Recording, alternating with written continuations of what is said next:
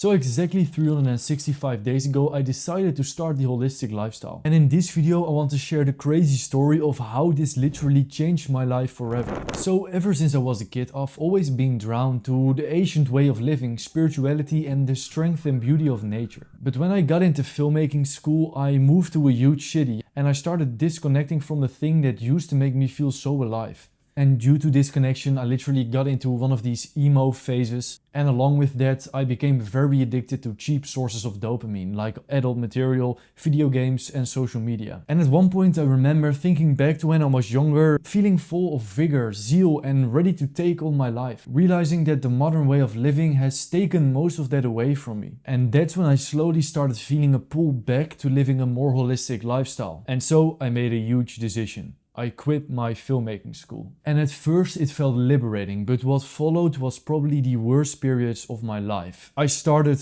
grind mode. So I woke up every single day at 4:30 a.m. working on a business that I deep down didn't even like. And so there I was. I had just quit school to connect back with my purpose and meaning and nature, but I was there just like all the other gurus, grinding myself to death on something else that I didn't even like. And it even got to a point where I felt extremely depressed. Here I was in my teenage years, having the ability to take on my life, have all the freedom in the world, but I was wasting it all. And that's when in 2024 I got introduced to the holistic lifestyle and I was instantly hooked. At that time I didn't know that there were literally grown up people being successful, not working themselves to death all the time. These were guys focusing on their mental health, philosophy, reading and becoming an overall better person, and in the meanwhile they achieved the things that most young men want, which is a nice physical body and some money in their bank account. It was absolutely eye-opening. So I gave it a shot. I went outside more, I learned about grounding and meditation, I got into ancient Stoic philosophy and I still worked on my business, but I tried to make it a little bit more fun. When I couldn't focus, I'd just go out and go for a walk, take some deep breaths and get back feeling inspired. I took the holistic approach. And the crazy thing is, I made more progress about the things that I wanted by caring less about them. I went from working 10 hours a day to now only needing to work 2 hours a day, and I make 5 times the amount of money that I made back then. And of course, this was also due to some lessons that I've learned inside the world of business as well.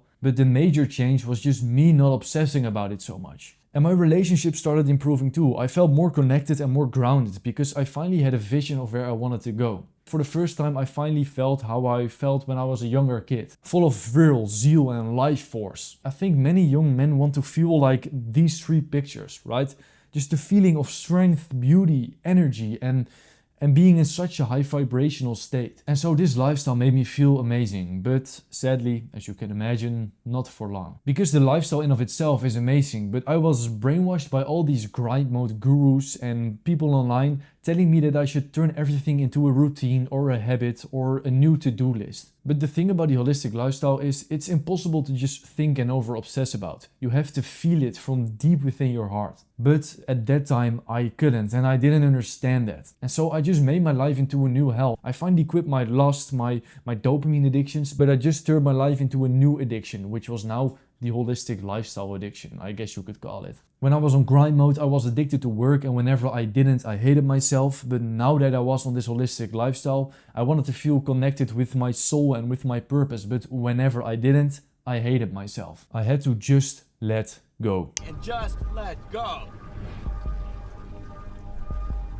Let go! And this actually went on for about a year, sometimes being very extreme in my holistic lifestyle and really finding ways to connect back with my spirit, and sometimes just letting my values go out of the window. Even though I thought I was hiding it, my friends started noticing it and my girlfriend started noticing it too. But luckily now I'm sitting here and I find the most peaceful state I've ever been in my entire life. Because I finally realized that my intuition is the boss. When something feels off, you're doing something that's not right. It's as simple as that. And your heart or your gut often tries to tell you that, but the modern man has forgotten how to listen to it. So when I worked like a lion. And when I rested like a motherfucker. Like when I rest, I make this huge bowl of amazing, delicious, healthy, nutritious food. But trust me, then I eat it on the couch and watch a video in the meantime. And at those times, my heart rate is probably lower than a dead person. The point is that I'm living fully now. When I'm hitting the gym, trust me, I'm drinking 1 liter of organic juice and getting the biggest pump I've ever got in my life. When I'm drinking a cup of coffee, then hell yeah, I'm enjoying it. And the beautiful thing is, living your life more fully not only got me this apartment and the car that I wanted, which is all amazing, but the most beautiful thing that really only matters is that it's fulfilling me more and more every single day. I mean, right now I'm facing the biggest challenges I've ever faced in my entire life. I'm 20 years old, I've moved out of my parents' house for some time now,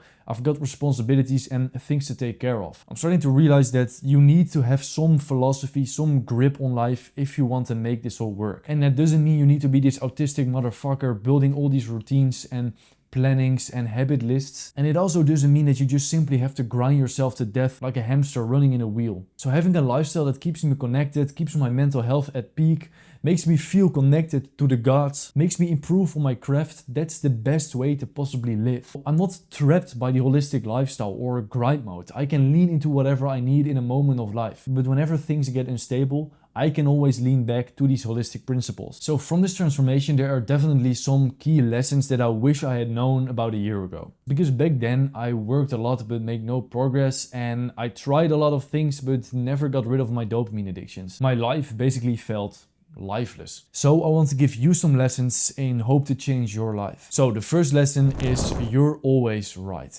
You see, most people nowadays are very scared to listen to their intuition. And it makes sense. Years of programming in school has taught you to step in line, wait for the rest and act accordingly. You have to make an assignment that someone else picks for you, and then you get judged by an authority based on a number from 1 to 10 or a letter based from A to D. And this has completely made you lose the ability to listen to your intuition. Whether this is done on purpose or not, I'll leave that out of the question nowadays. You can figure that out for yourself or just read the book Animal Farm and 1984. But as your grandmother always tells you, listen to your heart. And she's right. Now, to explain why I'm telling you this, we have to look at a self-improvement book. Now, as you guys probably already know, I have a very strong dislike against self-improvement books because they simply just lack inspiration and they just give you another man's viewpoint that you need to live your life by. In Atomic Habits, James Clear teaches us how to build better habits and break our bad ones so that we can live our best lives. Right, most self-improvement books are simply just another stack of habits that you need to implement. But this one book that I've read quite some time ago called Think and Grow Rich by Napoleon Hill actually taught me something incredible. He talked about the infinite intelligence, and it basically explains the concept that all the answers you need in life are already inside of your mind. You just need to listen to the infinite intelligence, which is basically just the universe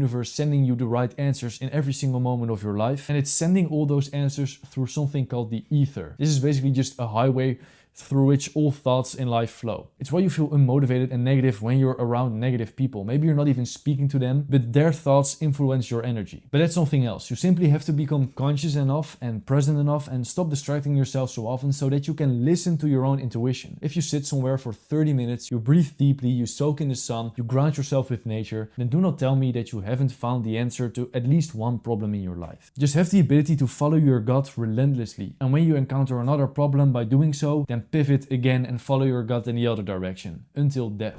So lesson 2, you're always right, except when you're not. So when I quit school, I followed my gut, right? And I made the right decision. And then when I started grind mode and waking up very early in the morning, I thought I was following my gut as well. But I wasn't. Many people get influenced by any type of media, whether it's the news, social media or a movie, and after consuming that piece of media, they get very motivated to hit a certain goal, thinking it's theirs. But the reality is that you're just motivated to pursue someone else's goal. You've seen someone achieve something and you suddenly want it as well, even though you've never listened to your own intuition and your own infinite intelligence. Most people are literally following someone else's gut. You have to be humble enough to notice the fine line between just being an impulsive knobhead and following your actual heart/gut. When you want to chase a new goal, be honest with yourself. Are you acting out of fear or virtue? Do you think that chasing this thing is actually going to fulfill you more, or are you just escaping a temporary form of discomfort in your life? Do not mistake the fight or flight state of decision making with the follow your gut state of decision making. Those are two entirely separate things. Because when I quit school, it was the only thing that felt right inside of my heart. But when I started this grind mode, it was a decision I made out of fear for failure. You can improve distincting those two different types of decision making by simply